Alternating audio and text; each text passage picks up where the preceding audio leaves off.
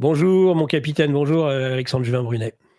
Bonjour Nicolas Stocker, mais bonjour à toute l'équipe qui est également en régie et bonjour à tous les auditeurs qui vous sont Bien fidèles. sûr. Bon, ils sont attentifs et ils attendaient justement votre venue. Donc, pour nous expliquer, nous avions fait la même chose avec le général de Lavarde. Et évidemment, on le fait avec vous, nos principaux partenaires, des gens avec qui nous aimons travailler, qui sont parmi, Raphaël parle de GOAT. Alors, j'avoue qu'en tant que patron d'émission de Radio Courtoisie, j'ai un peu l'œil qui se fronce sur le GOAT. Mais enfin, voilà, Alexandre Juvin-Brunet, c'est évidemment partie de ces gens qui sont particulièrement appréciés au sein de Géopolitique Profonde et par les équipes et aussi par nos auditeurs. Donc, nous aimerions savoir un petit peu ce qui arrive, sachant que vous avez annoncé sur les réseaux sociaux pour demain matin une mise en garde à vue. Oui, c'est correct. Vous avez d'ailleurs établi le lien dans votre précédente intervention avec votre revue de janvier. J'aurai la confirmation demain. Donc justement, quand j'aurai été placé en garde à vue à partir de 9h15 au commissariat central de Toulon par la police judiciaire de Toulon, j'aurai la confirmation de ce que l'on me reproche.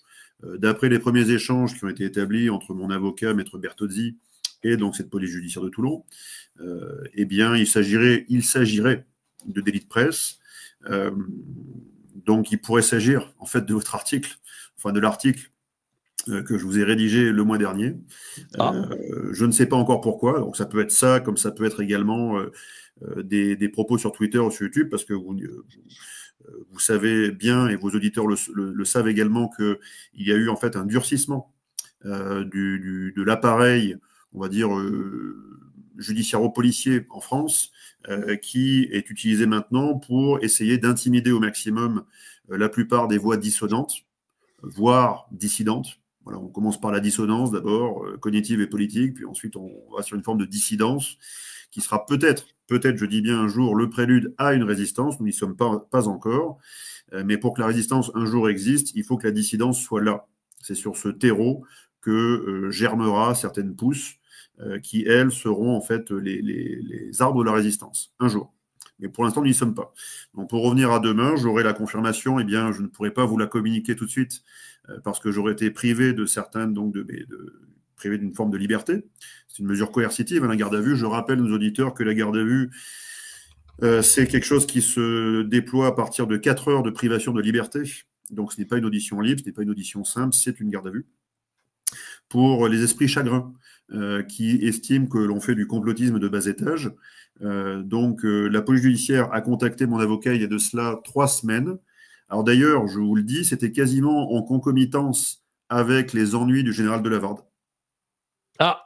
Donc ça peut être également la même origine. Si sauf que le général de Lavarde, c'était pour un délit qui remontait à bien avant même Géopolitique. Mais on est quand même en effet surpris de voir que nos partenaires passent en garde à vue les uns après les autres. Ça, on ne peut pas ne pas faire la connexion. Il y a des concomitances, disons, fâcheuses. Voilà. C'était au même moment, la même temporalité. Donc ça peut être un hasard comme ça peut être aussi une concomitance, je ne sais pas encore. Par contre, voilà, il y a encore 15 jours, les derniers échanges que j'ai eus avec mon avocat, avant que je parte en fait en retraite spirituelle pendant 6 jours, et je salue donc tous mes frères et mes sœurs qui m'ont accompagné durant cette retraite spirituelle, je devais en fait être en garde à vue durant cette retraite. Elle a été décalée d'une semaine pour me permettre de finir la retraite et ensuite être à Toulon demain. Il y a encore 15 jours, la police judiciaire donc claironnait à mon avocat que la garde à vue serait probablement de plus de 24 heures, donc peut-être même 48. Donc, j'ai été gendarme, même si je n'ai eu qu'une carrière courte. Et donc, je sais globalement à quoi correspondent les durées relatives aux gardes à vue. Il y a certains délits mineurs qui ouvrent à globalement 24 heures de garde à vue. Quand le délit commence à être un petit peu plus solide, voire qu'on arrive sur une forme de criminalité, là, on arrive sur 48 heures. Et le 96 heures, eh bien, c'est des choses assez lourdes. Associations terroristes, différentes choses. Bandes organisées à vocation, à caractère terroriste, choses comme ça. Donc, la durée dont vous avez parlé, la police judiciaire, il y a encore 3 semaines, via mon avocat, était de 48 heures, parce qu'ils avaient gentiment invité mon avocat à déjà réserver sa chambre d'hôtel pour lui permettre donc de m'assister, même de nuit, en garde à vue, donc 48 heures. Et des derniers éléments, cette fois-ci, on était sur du délit de presse qui durait, on va dire, quelques heures.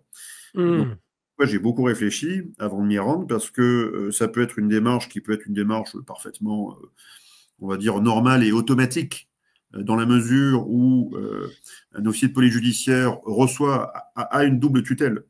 Il a sa hiérarchie policière et il a aussi sa hiérarchie judiciaire. Donc, un officier de police judiciaire doit répondre aux injonctions, aux ordres d'un magistrat, voire du parquet, qui lui demande de réaliser toutes les diligences nécessaires à, entre guillemets, l'établissement de la vérité. Si vous voyez ce que je veux dire. Donc, il cherche ces policiers ont sûrement reçu pour ordre donc, de me placer en garde à vue demain, officiellement pour délit de presse. Je m'adresse à vous aujourd'hui pour peut-être aussi anticiper sur une possible ruse du système qui consisterait en fait à m'attirer sur une garde à vue pour des raisons mineures et ensuite décréter d'autres raisons qui avaient été jusqu'ici, on va dire, occultées, qui soient beaucoup plus lourdes, beaucoup plus engageantes et qui peuvent d'ailleurs m'amener sur une incarcération en préventive. N'oubliez pas qu'il y a 3 ans, je suis toujours sous le coup d'une mise en examen. Et oui. Donc, les deux affaires apparemment sont déliées. C'est 2 choses différentes. Mais je rappelle à nos auditeurs que je suis toujours sous le coup d'une mise en examen depuis 30 mois. J'ai fait l'objet d'une détention. Donc j'étais en préventive pendant 4 mois ferme et 4 mois avec bracelet, donc 8 mois de prison. Alors que la mise en examen était toujours en cours et que l'investigation n'était pas terminée. Et à l'heure à laquelle je vous parle, l'investigation concernant les poursuites de 2022 dans le cadre du franc libre ne sont toujours pas terminées. Donc, il n'y a plus d'éléments supplémentaires à cette enquête qui permettraient d'amener l'investigation à son terme et décréter, par exemple, que je dois être demain traduit en correctionnel ou autre chose. Il n'y a pas assez d'éléments, en fait. Parce que la plupart des éléments qu'on avait déjà communiqués en novembre 2022 dans le cadre de l'enquête préliminaire sur le franc libre, donc les 2 choses sont déliées, mais j'en parle quand même pour que les gens comprennent bien que c'est toujours les mêmes donneurs d'ordre.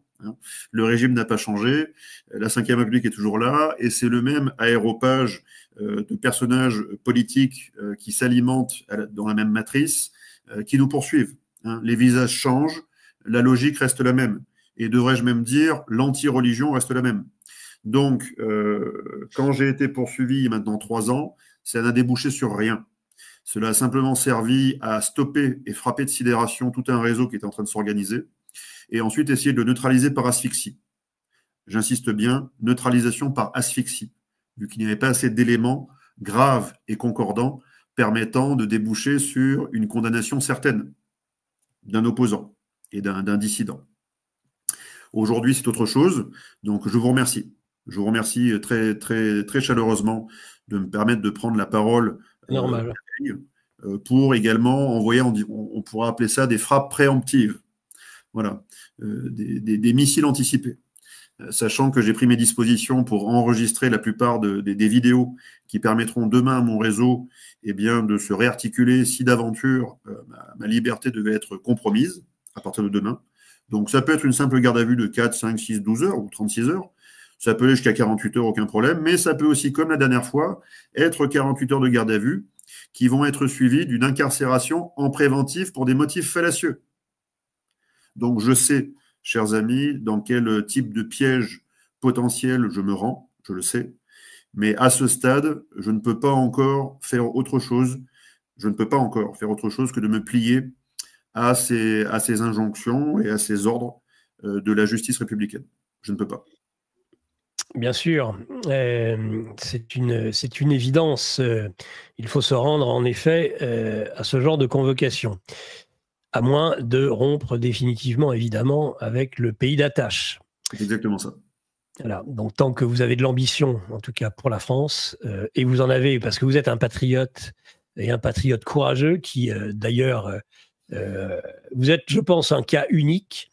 Je tiens à le dire, les gens en général vous apprécient. Évidemment, nous avons tous nos critiques. C'est souvent pas les plus inspirés ni les plus courageux qui critiquent, mais on peut constater, moi, ce qui m'a impressionné depuis le début chez vous, mon cher Alexandre, je vous l'ai dit d'ailleurs. D'ailleurs, cette épreuve, la première épreuve, vous a transformé. Et en bien, clairement, en grand bien, vous avez acquis à ce moment-là une forme de charisme, acquis avec l'expérience et acquis avec l'épreuve, hein, qui vous a ouvert certainement à plein de choses.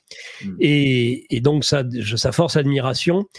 Et je dirais que être resté, parce qu'en général, voilà, on les calme, même avec une simple garde à vue pour délit de presse, en général, ils parlent plus trop, hein, les garçons, après, hein, surtout qu'ils tapent sur les lampistes, hein, c'est toujours les mêmes. Hein. Et alors que vous, avec ce qu'ils vous ont infligé, continuez, même accélérez, clairement accélérez, que ce soit avec les comités de salut du peuple, que ce soit avec la foncière, hein, la foncière financière libre, clairement, ça vous a dopé. Ça, je crois que d'ailleurs, ça leur hantise. C'est pour ça qu'ils devraient faire gaffe à pas trop vous embêter, parce que les 3/4 ou 90% des gens, vous leur collez une garde à vue, ça suffit. Vous savez, c'est comme la torture. Il suffit d'amener le couteau, ils vendent déjà père et mère. C'est triste à dire, mais c'est comme ça. Et puis, vous avez une toute petite minorité dont vous faites partie, ça se voit, ça va vous faire amplifier. Donc, je pense qu'ils devraient se méfier. Je vous laisse la parole. Ben oui, parce qu'en fait, là, vous parlez en fait de stigmatisation. Stigmatisation de quoi? C'est les stigmates du Christ. C'est-à-dire qu'il confronte les voix dissonantes, voire les acteurs dissidents, qui ne sont pas encore résistants, je le précise, qui le seront peut-être un jour, mais pour l'instant, je ne vois pas le futur. Donc, à des épreuves, donc ces personnes-là prouvent ce dont ils sont capables. Je ne parle pas que de moi, je parle d'autres aussi personnes. Ils prouvent qu'ils ont pu soit arriver jusqu'à une certaine étape et ensuite nous abandonner en chemin, parce qu'ils n'ont pas forcément les capacités, tout le monde a ses capacités propres, ou le courage nécessaire pour continuer. Donc c'est une série d'épreuves. Une épreuve sert simplement à prouver ce dont on est capable et à prouver ce qui nous anime et pourquoi en fait on fait tout ça. Pourquoi on le fait, ou pour qui, devrais-je dire. Voilà, si je vends un petit peu la mèche. Donc, leurs stratégies en face sont des stratégies de bord d'intimidation. On intimide en montrant ses muscles, en faisant sentir l'odeur parfois ragoûtante d'une cellule de garde à vue, voire une incarcération pour priver de la liberté. Donc, on prive du confort, on prive de la liberté. Et si l'on continue à se battre, donc ça peut être une privation de liberté beaucoup plus longue, et ça peut être un jour, si l'intensité s'amplifie, et que le conflit, la situation se dégrade en conflit, ça peut aller sur une privation de la vie. Donc, on en a beaucoup parlé avec les prêtres et les moines, que je salue d'ailleurs. Je ne veux pas les citer pour ne pas les mettre en difficulté, mais je les salue toutefois parce que la retraite spirituelle a été source de beaucoup de méditation très positive et de recueillement, et aussi de construction et de réarticulation des idées et des projets. Voilà. Pourquoi fait-on tout ça? Pour qui fait-on tout ça? On le fait pour la France, oui, on est patriote, bien sûr. On le fait pour la liberté de la France, la libération, devrais-je dire, de la France.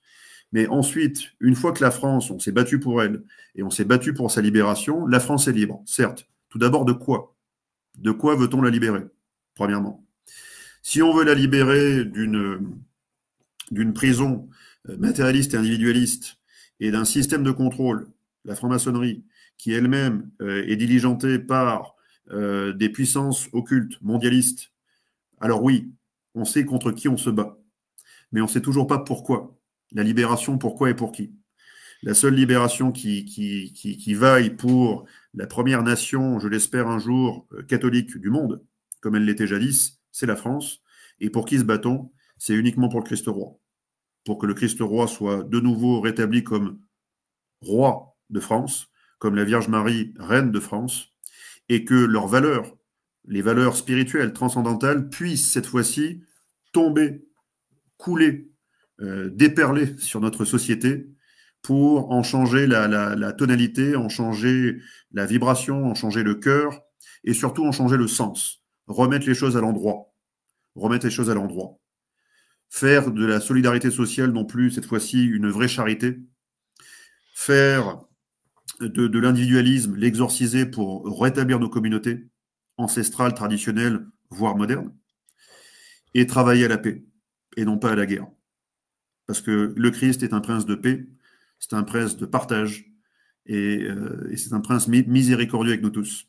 Voilà le message que je souhaitais vraiment adresser à chacun de vos auditeurs aujourd'hui.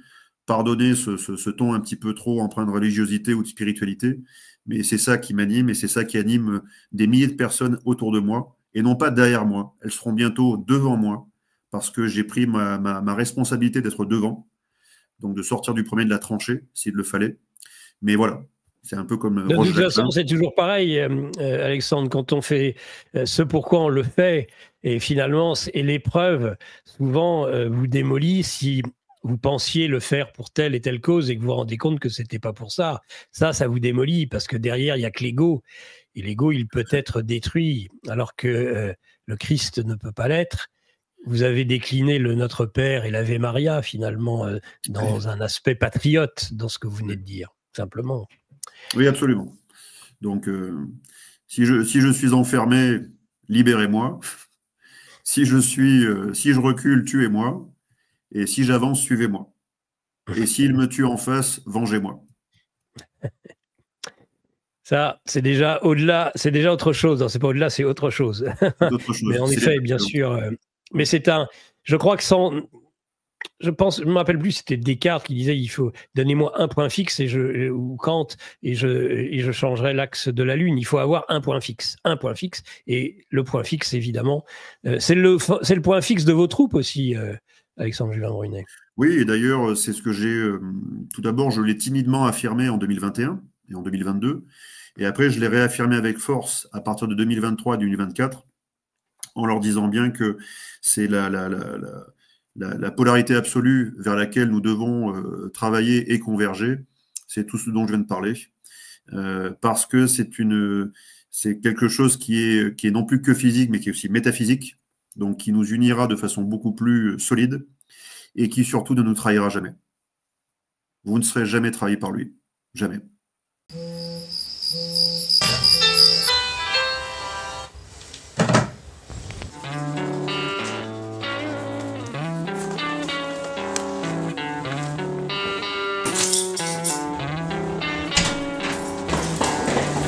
Malgré la routine de la vie quotidienne, on peut trouver un autre univers dans la lecture.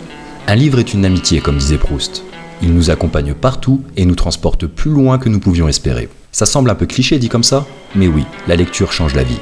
C'est pourquoi avec Géopolitique Profonde, on vous propose notre revue mensuelle. En plus d'avoir les meilleures expertises sur les sujets essentiels de notre société, il y a aussi des solutions financières pour s'émanciper du système. On essaie de changer la vie de ceux qui nous lisent, intellectuellement comme matériellement. Quand les intérêts rencontrent la sympathie, c'est souvent une nouvelle amitié qui commence. Car on n'est pas là pour vous raconter des histoires, mais pour vous aider à écrire la vôtre.